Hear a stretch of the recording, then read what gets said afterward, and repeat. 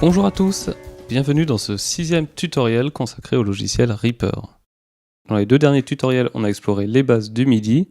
Aujourd'hui, on va continuer là-dessus, sauf qu'on va créer nous-mêmes un instrument, une boîte à rythme. Donc aujourd'hui, on va jouer une batterie que l'on va créer de toutes pièces. Pour ce faire, on va tout d'abord créer une piste.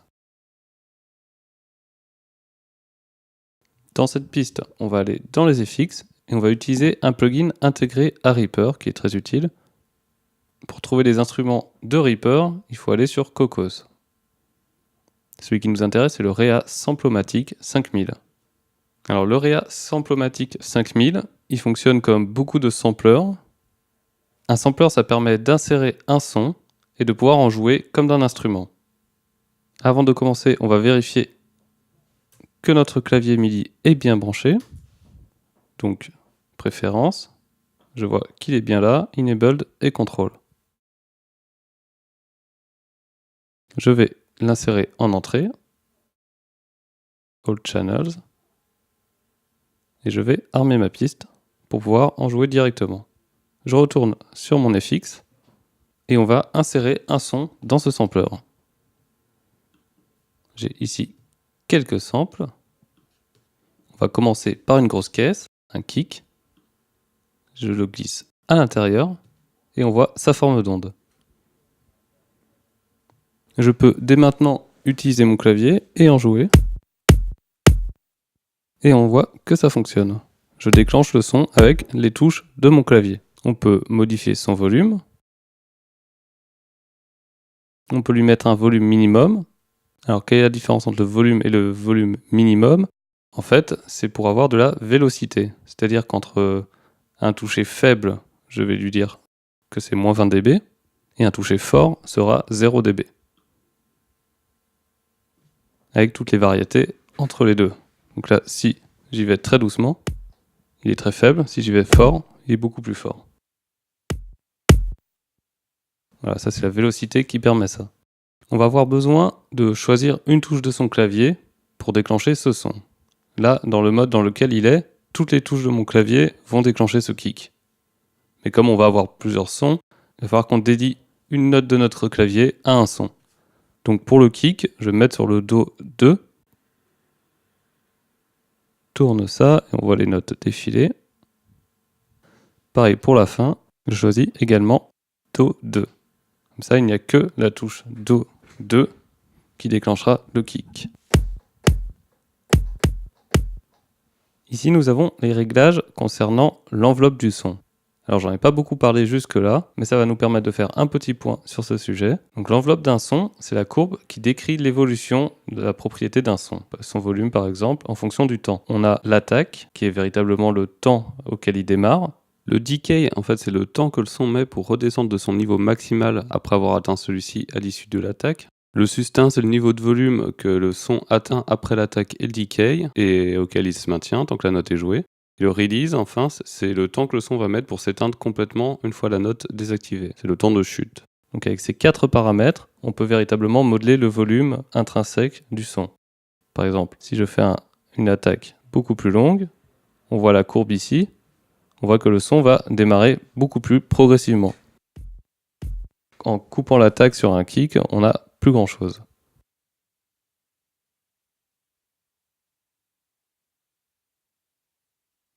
Donc pour le kick, je vais laisser l'attaque au minimum pour véritablement avoir le percutant. Maintenant, je vais insérer un second son. Pour ce faire, on va simplement faire un copier-coller de ce qu'on vient de faire ici. Donc, commande C, commande V. Là, on a un deuxième FX qui vient s'ajouter. On va lui mettre par exemple une caisse claire.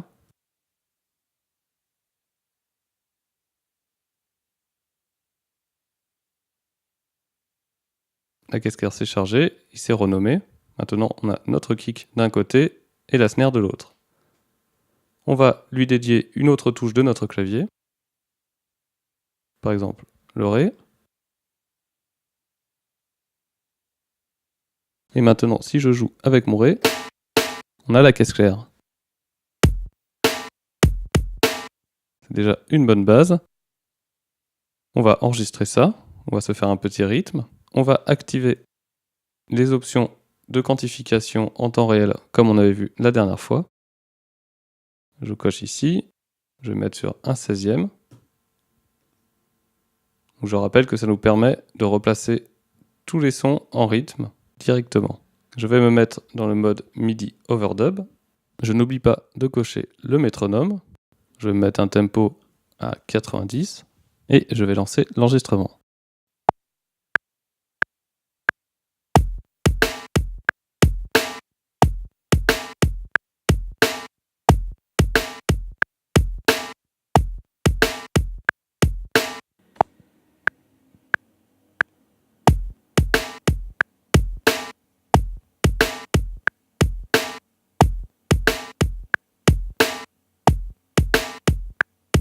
Voilà, donc on a notre kick et notre snare, soit notre grosse caisse et notre caisse claire enregistrées.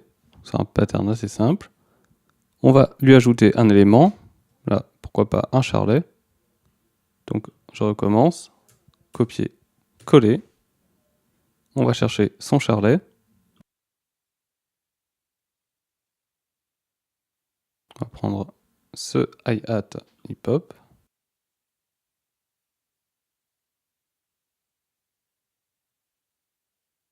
Celui-là, on va le mettre sur la touche Mi.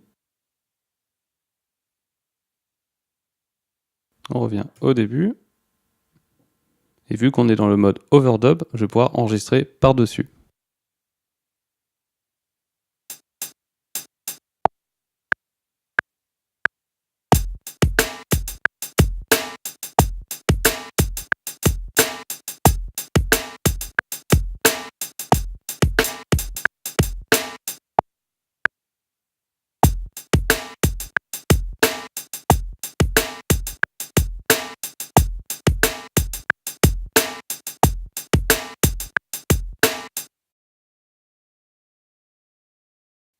On continue comme ça. Cette fois-ci, on va faire un clap. Toujours copier-coller.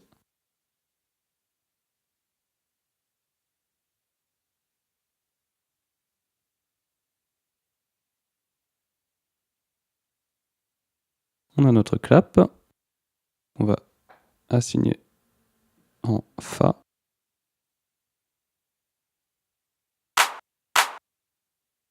On va le mettre un peu plus fort, car son son est un peu plus faible que les autres.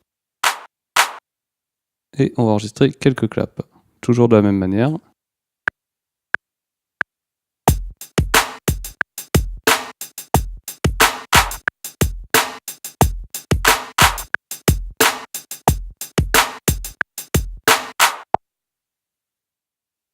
Ce qu'on remarque, c'est quand on va dans l'éditeur MIDI, cette fois-ci, à la place de nous indiquer la note toute seule, il nous indique le nom du sample.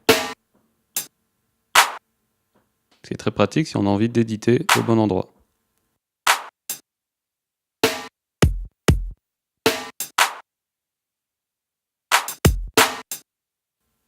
Alors, ce qu'on peut faire également, c'est ce qu'on appelle du layering, c'est-à-dire faire des couches de son.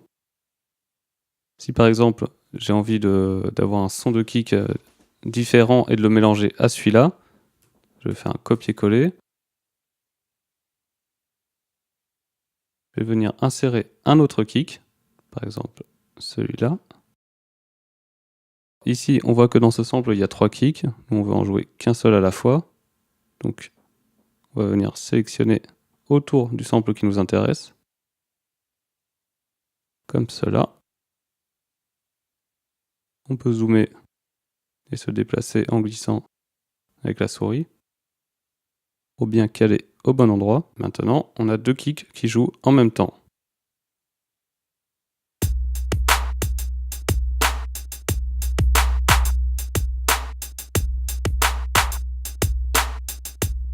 Ça peut être très intéressant pour avoir par exemple un kick très percutant et un kick comme celui-là qui est plus dans le sub, plus dans le grave et qui ramène un peu de rondeur et de profondeur.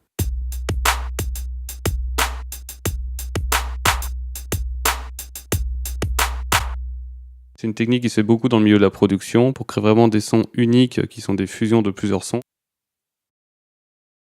Maintenant qu'on a une batterie, tout ce qui est le plus basique, mais on a une batterie à peu près complète, vous pouvez rajouter autant d'éléments que vous souhaitez, toujours en suivant la même manière. On va voir comment intégrer des éléments non rythmiques, et en utilisant toujours ce mode de sampler. On va retourner à l'intérieur, et on va voir qu'il y a plusieurs modes. On n'en a vu qu'un seul pour le moment. Ce que j'ai bien envie de faire là, c'est de prendre un sample qui normalement ne s'utilise pas comme d'un instrument. On va prendre un sample de voix, et on va voir ce qu'on peut en faire. Donc je vais aller dans mon dossier de sample. J'ai cette voix que j'ai enregistrée sur une chanson qui n'a rien à voir avec ce qu'on fait ici. It took a long time. Voilà, c'est juste une phrase comme ça. On va voir si on peut pas en faire quelque chose. Alors, on va se remettre un sampler. Comme d'hab, je fais copier-coller. Je vais glisser la voix dans le sampler. Et là, cette fois-ci, je vais isoler une partie. Je vais pas mettre toute la phrase en entière parce que ça, on pourra pas en faire grand-chose. Et on va par exemple prendre un mot. Alors pour ça, je peux me déplacer comme cela. Et jouer de mon clavier pour écouter ce que ça donne. On va se mettre sur une autre note, le sol par exemple. Voilà. Ok, on va voir autre part. Time. On va essayer de partir avec ça. Alors tout à l'heure, c'était peut-être pas très clair les histoires d'enveloppe du son, parce que c'était des éléments percussifs, et qui du coup avaient surtout une attaque, et pas beaucoup de son derrière. Donc c'est plus flagrant avec par exemple un piano, une voix. Donc là par exemple, si je touche à l'attaque, on va entendre la différence. Time. On entend que le début est un peu chanté, que ça vient progressivement. On a coupé l'attaque, là je vais exagérer encore plus. On va entendre que ça monte plus progressivement. Time. Inversement, si je réduis le decay et le temps de chute, on n'a plus que l'attaque, le time. Je remets comme c'était, on va prendre le mot tel qu'il est. Et là, ce qu'on va faire, c'est essayer d'en jouer comme d'une mélodie. Donc comme note de base, on va se mettre en sol 2. Sauf qu'ici, j'aimerais bien avoir l'étendue de mon clavier, ou en tout cas une partie, pour jouer d'une mélodie avec cette voix. Donc ce que je vais faire, c'est que je vais mettre jusqu'au bout de mon clavier. Voilà, note end. Et maintenant, quelles que soient les notes contenues entre ce sol 2 et le reste de mon clavier, ça déclenche le sample. Ce que j'ai envie de faire, c'est que les notes de mon clavier, elles transposent la voix. Donc pour ça, on va changer de mode. Là, on était en sample ignores MIDI note. Et je vais me mettre en note semitone shifted. Maintenant, toutes les notes de mon clavier vont modifier d'un demi-ton le sample. Je pars du sol 2. Et je vais monter, et je monte. Alors là, ce qu'on remarque, c'est qu'on est dans le très très grave. La voix est pratiquement inaudible. C'est étrange, et c'est normal. Parce qu'ici, je ne sais pas si vous avez vu, il y a le pitch de départ. C'est-à-dire que mon sol 2, c'est maintenant devenu la note la plus grave, soit 69 semitons en dessous. Donc ça, on va le remonter pour se remettre comme on voulait. Donc si c'est à moins 69 et que ma note de départ est à 43, il faut que je monte de 43 notes. Soit moins 26. Voilà. Et là, quand je vais appuyer sur mon sol 2, que je vais monter,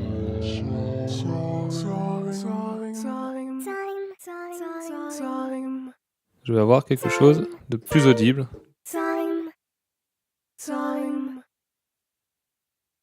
Je peux même faire un accord avec ce sample. Là, on va essayer d'intégrer une mélodie dans ma boîte à rythme. On va essayer ça.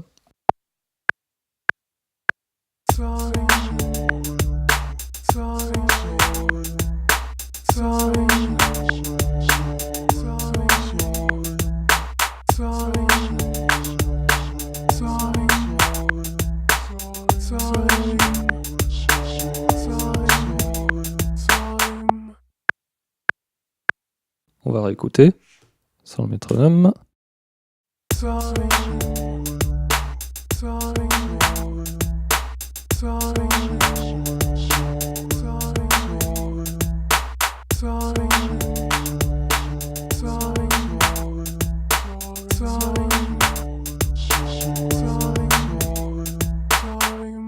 Ce genre de choses offre une infinité de possibilités réellement de pouvoir prendre n'importe quel son et d'en faire son propre instrument. C'est juste pour enrichir un peu le morceau, je vais sortir un peu du sujet du tutoriel. On va juste rajouter une piste, assigner notre clavier.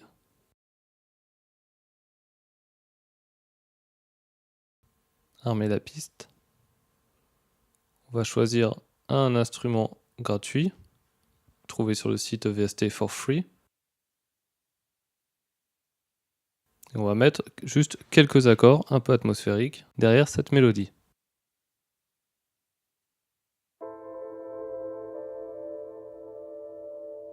Voilà, on a un son très spatial, avec beaucoup d'effets. On peut toucher aux paramètres.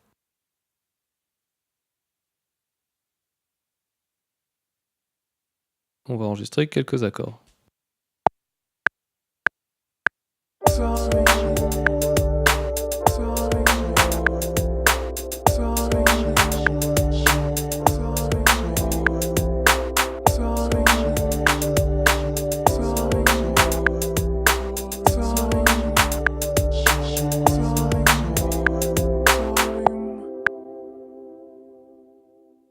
Ça, c'est juste pour vous donner un petit exemple de comment composer avec Reaper. Là, on avait une batterie de prête, une mélodie. Maintenant, on a ajouté cette suite d'accords, cette ambiance que l'on met derrière, et on commence à avoir un début de morceau. On va réécouter.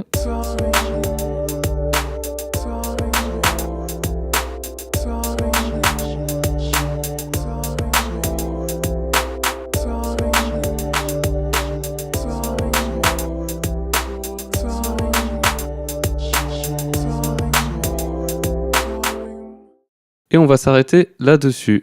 J'espère que ce tutoriel vous aura plu. La prochaine fois, on verra comment mettre tous les éléments sur des pistes séparées, comment gérer les pistes dans Reaper pour être plus souple par la suite. On verra également comment gérer des exportations, puis plus tard on parlera effets, mixage, etc. Sur ce, je vous dis à la prochaine, à très bientôt.